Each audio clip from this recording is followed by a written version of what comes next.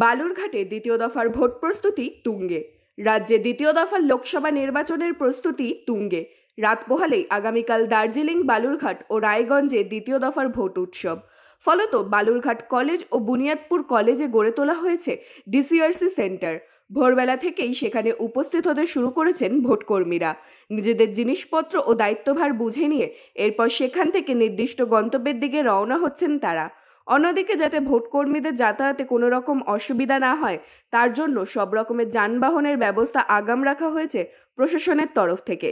এমনকি বহু প্রত্যন্ত এলাকাতেও ভোট গ্রহণ হচ্ছে, সেখানেও যাতে কোনো রকম সমস্যা না হয় সেদিকেও নজর রেখেছে প্রশাসন। গত লোকসভা ভোটে এই কেন্দ্র থেকে জয়ী হয়েছিলেন বিজেপি প্রার্থী সুকান্ত মজুমদার। বালুরঘাট কলেজে হচ্ছে এবং বুনিয়াদপুর মহাবিদ্যালয় দুটো জায়গাতে হচ্ছে। এখন সকাল থেকে মোটামুটি ভোটকর্মীদের ভিড় হয়ে আছে। আশা করছি আমরা স্মুথলি ডিস্ট্রিবিউশন আমরা শেষ করতে পারবো।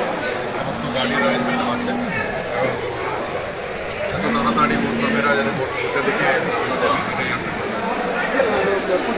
কেন্দ্রীয় বাহিনী থাকছে প্রত্যেকটা বুথে কতজন করে কেন্দ্রীয় বাহিনী সেকশন করে প্রত্যেকটা মানে 4 জন করে থাকবে।